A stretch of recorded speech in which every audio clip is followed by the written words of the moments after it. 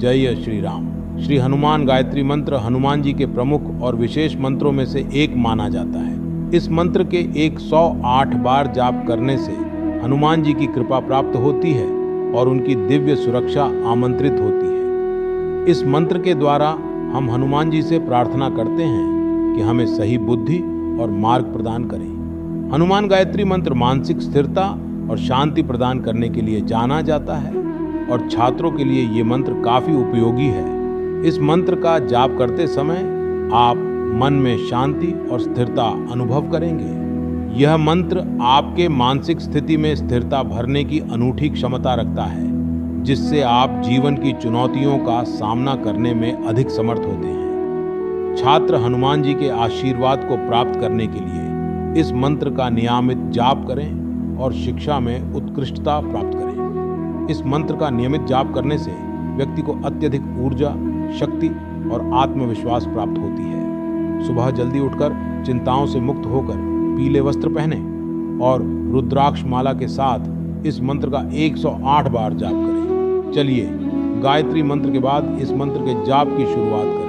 ओम भूर्भुवस्वः तत्सवितुर्वरेण्यं भर्गो देवस्य धीमहि धियो यो नः प्रचोदयात्। ओम आंजनेयाय विद्महे वायुपुत्राय धीमहि तन्नो हनुमत् प्रचोदयात्। ओम आंजनेयाय विद्महे वायुपुत्राय धीमहि तन्नो हनुमत् प्रचोदयात्। ओम आंजनेयाय विद्महे वायुपुत्राय धीमहि तन्नो हनुमत् प्रचोदयात्। ओम आंजनेयाय विद्महे वायुपुत्राय धीमहि तन्नो हनुमत् प्रचोदयात्। ओम आंजनेयाय विद्महे वायुपुत्राय धीमहि तन्नो हनुमत् प्रचोदयात्। ओम आंजनेयाय विद्महे वायुपुत्राय धीमहि तन्नो हनुमत् प्रचोदयात्। ओम आंजनेयाय विद्महे वायुपुत्राय धीमहि तन्नो हनुमत् प्रचोदयात्। ओम आंजनेयाय विद्महे वायुपुत्राय धीमहि तन्नो हनुमत् प्रचोदयात्।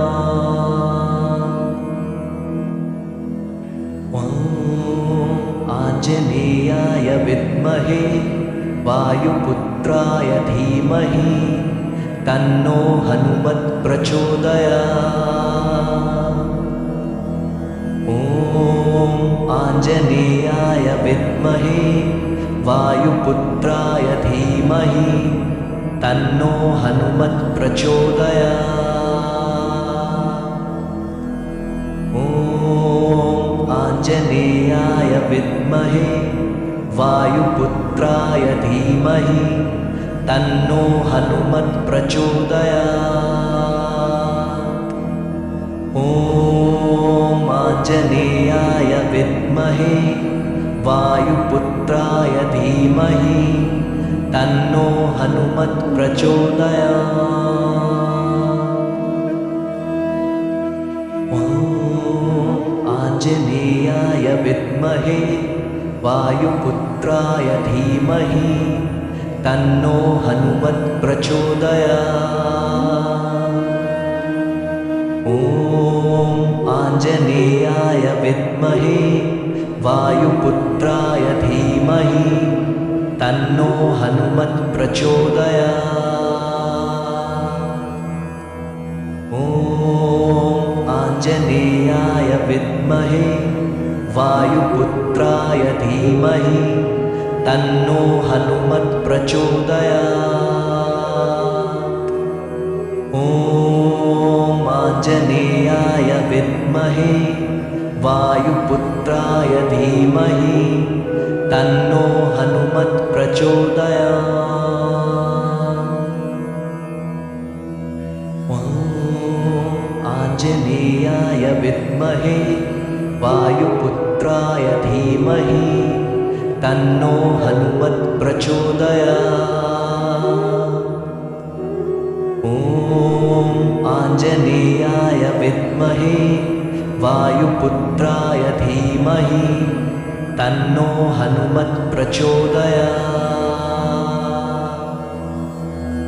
ॐ आञ्जनेयाय विद्महे वायुपुत्राय धीमहि तन्नो हनुमत् प्रचोदयात्।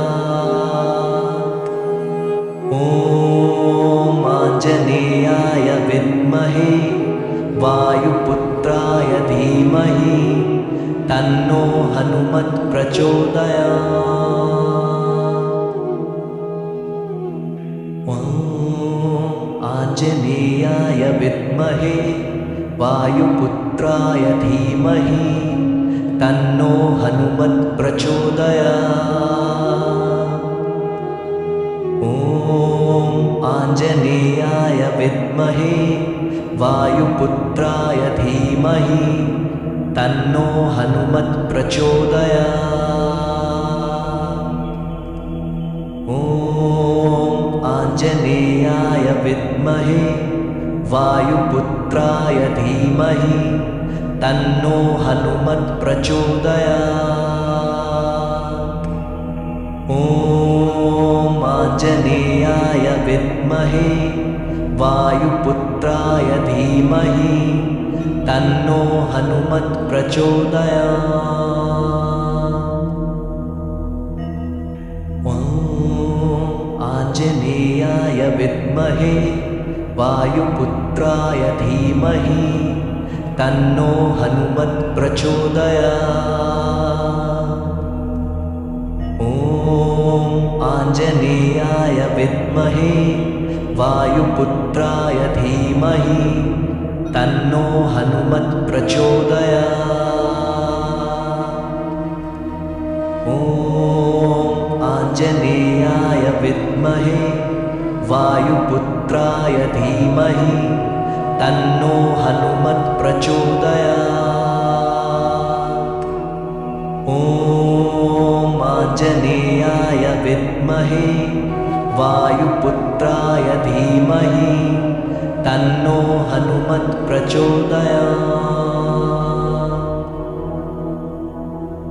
ॐ आञ्जनेयाय विद्महे वायुपुत्राय धीमहि तन्नो हनुमत् प्रचोदयात्।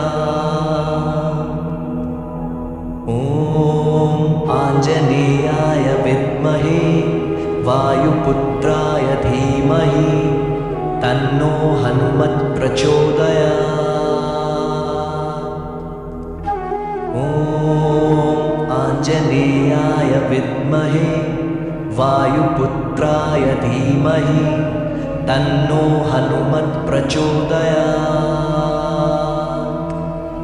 ॐ आञ्जनेयाय विद्महे वायुपुत्राय धीमहि तन्नो हनुमत् प्रचोदयात्। ॐ आञ्जनेयाय विद्महे वायुपुत्राय धीमहि तन्नो हनुमत् प्रचोदयात्। ॐ आञ्जनेयाय विद्महे वायुपुत्राय धीमहि तन्नो हनुमत् प्रचोदयात्। ॐ आञ्जनेयाय विद्महे वायुपुत्राय धीमहि तन्नो हनुमत् प्रचोदयात्। ॐ आञ्जनेयाय विद्महे वायुपुत्राय धीमहि तन्नो हनुमत् प्रचोदयात्। ॐ विद्महे वायुपुत्राय धीमहि तन्नो हनुमत् प्रचोदयात्। ॐ आञ्जनेयाय विद्महे वायुपुत्राय धीमहि तन्नो हनुमत् प्रचोदयात्। ॐ आञ्जनेयाय विद्महे वायुपुत्राय धीमहि तन्नो हनुमत् प्रचोदयात्। ॐ आञ्जनेयाय विद्महे वायुपुत्राय धीमहि तन्नो हनुमत् प्रचोदयात्। ॐ आञ्जनेयाय विद्महे वायुपुत्राय धीमहि तन्नो हनुमत् प्रचोदयात्। ॐ आञ्जनेयाय विद्महे वायुपुत्राय धीमहि तन्नो हनुमत् प्रचोदयात्। ॐ आञ्जनेयाय विद्महे वायुपुत्राय धीमहि तन्नो हनुमत् प्रचोदयात्। ॐ आञ्जनेयाय विद्महे वायुपुत्राय धीमहि तन्नो हनुमत् प्रचोदयात्।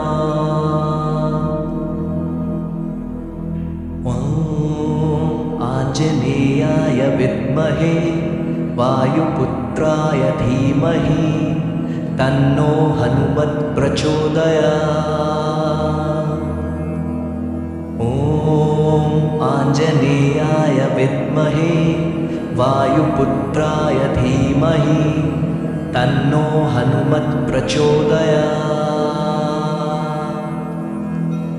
ॐ आञ्जनेयाय विद्महे वायुपुत्राय धीमहि तन्नो हनुमत् प्रचोदयात्। ॐ आञ्जनेयाय विद्महे वायुपुत्राय धीमहि तन्नो हनुमत् प्रचोदयात्। ॐ आञ्जनेयाय विद्महे वायुपुत्राय धीमहि तन्नो हनुमत् प्रचोदयात्।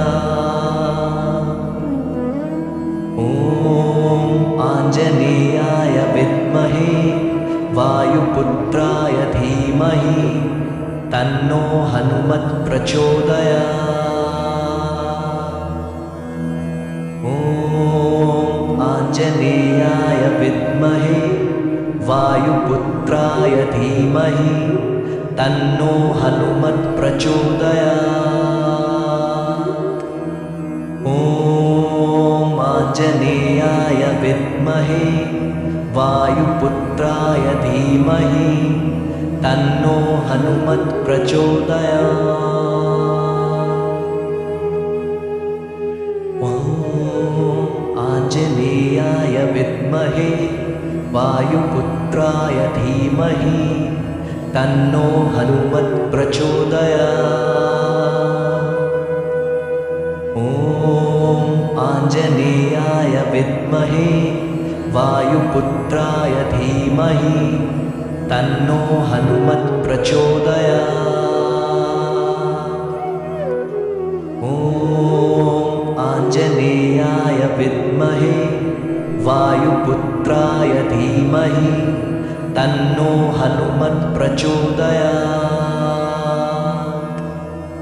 ॐ आञ्जनेयाय विद्महे वायुपुत्राय धीमहि तन्नो हनुमत् प्रचोदयात्।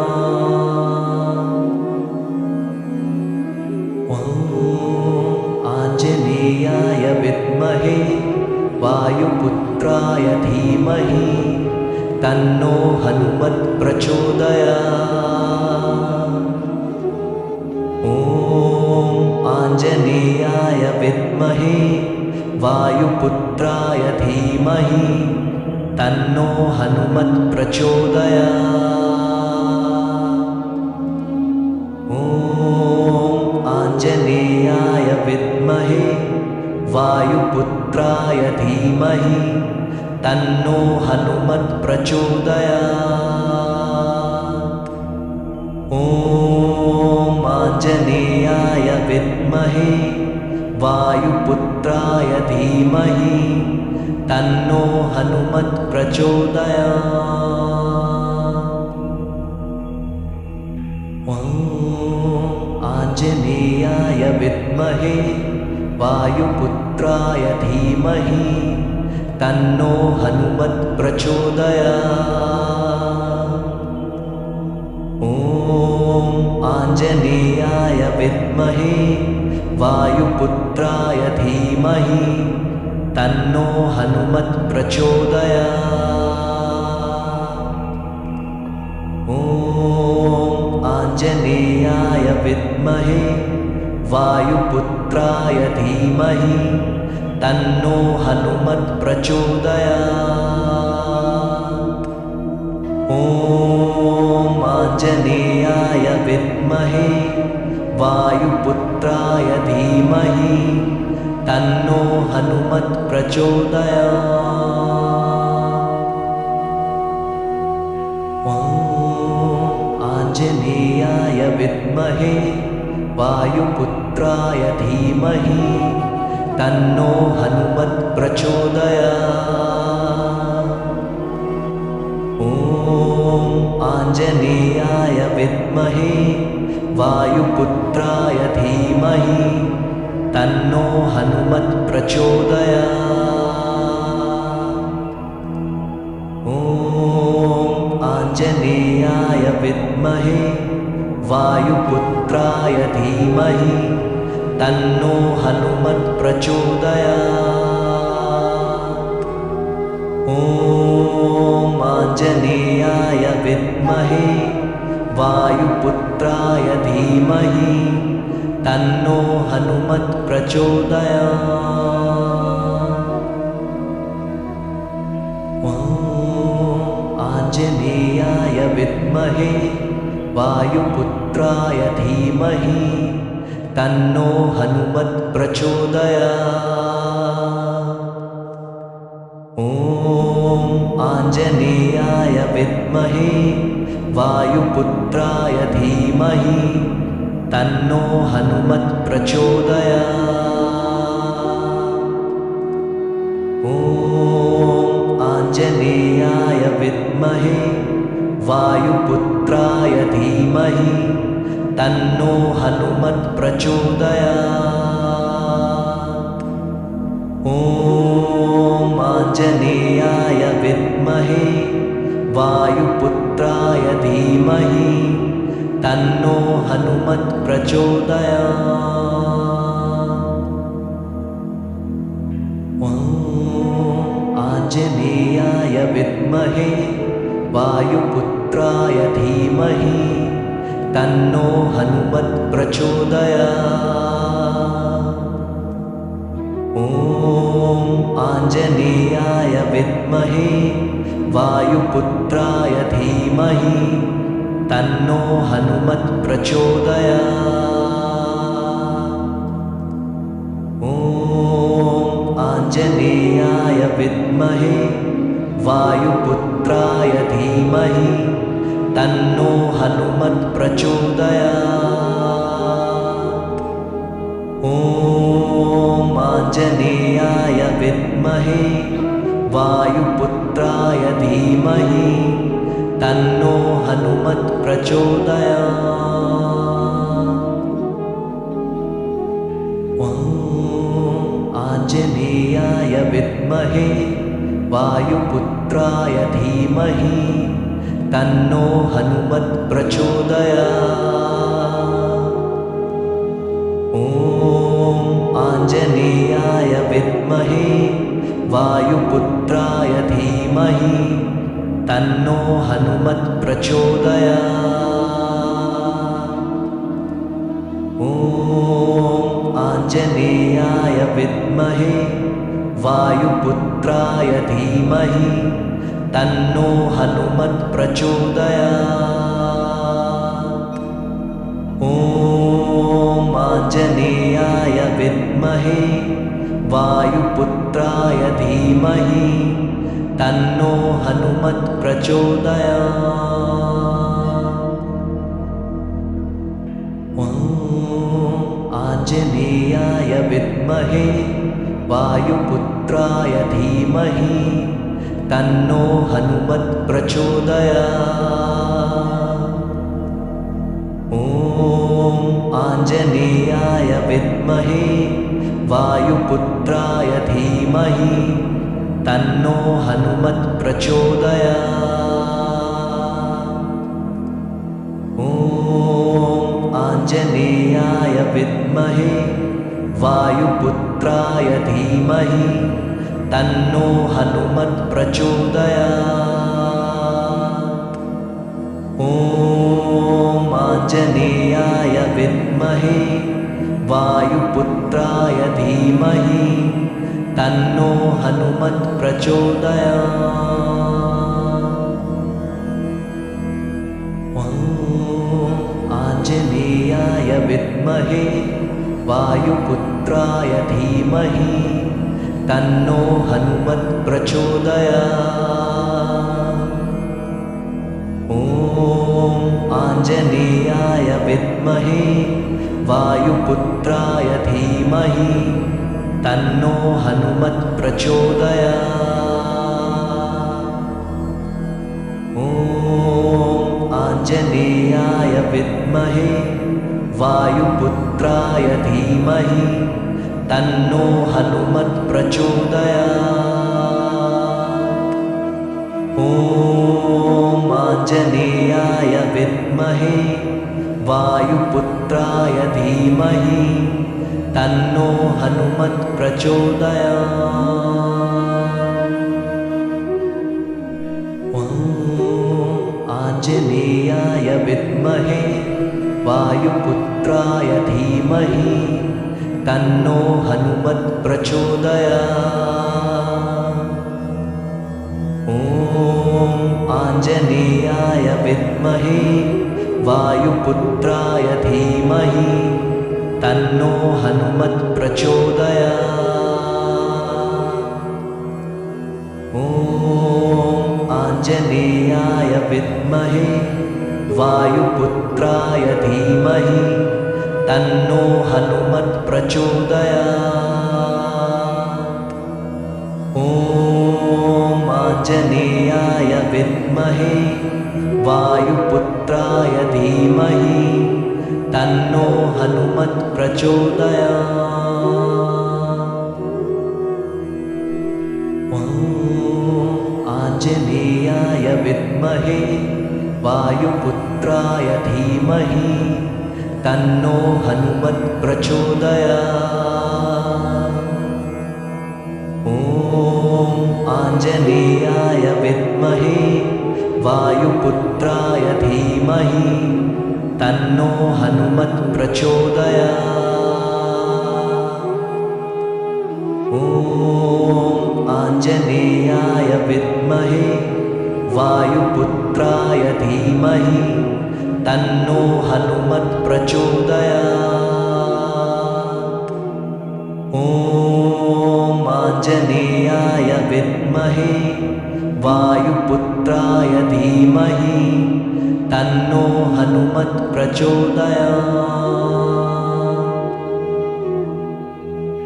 ॐ आञ्जनेयाय विद्महे वायुपुत्राय धीमहि तन्नो हनुमत् प्रचोदयात्। ॐ आञ्जनेयाय विद्महे वायुपुत्राय धीमहि तन्नो हनुमत् प्रचोदयात्। ॐ आञ्जनेयाय विद्महे वायुपुत्राय धीमहि तन्नो हनुमत् प्रचोदयात्। ॐ आञ्जनेयाय वायुपुत्राय धीमहि तन्नो हनुमत् प्रचोदयात्। ॐ आञ्जनेयाय विद्महे वायुपुत्राय धीमहि तन्नो हनुमत् प्रचोदयात्। ॐ आञ्जनेयाय विद्महे वायुपुत्राय धीमहि तन्नो हनुमत् प्रचोदयात्। ॐ आञ्जनेयाय विद्महे वायुपुत्राय धीमहि तन्नो हनुमत् प्रचोदयात्। ॐ आञ्जनेयाय विद्महे वायुपुत्राय धीमहि तन्नो हनुमत् प्रचोदयात्।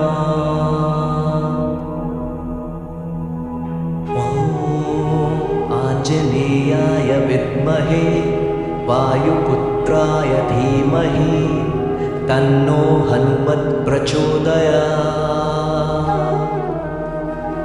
ॐ आञ्जनेयाय विद्महे वायुपुत्राय धीमहि तन्नो हनुमत् प्रचोदयात्। ॐ आञ्जनेयाय विद्महे वायुपुत्राय धीमहि तन्नो हनुमत् प्रचोदयात्। ॐ आञ्जनेयाय विद्महे वायुपुत्राय धीमहि तन्नो हनुमत् प्रचोदयात्।